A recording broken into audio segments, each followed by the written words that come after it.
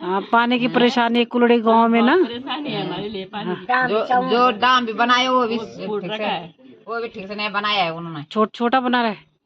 बनाया तो बड़ा है। हाँ। बताओ बताओ चलो जो नीचे से फुटा हुआ है। हाँ नीचे से टूटा फूटा हो रखा है। पानी सब बाहर निकल जा रहा है। पानी नहीं डाला होता बना तो प्लास्टर का है निकाल तरह निकाल। अच्छा जब पानी डालना होता तब पता चलता ना कि पानी गाँव में गिनाणु है। पानी डाली लापरवाही। हाँ, तुम्हारी एक बड़का बटन है पानी दीदी।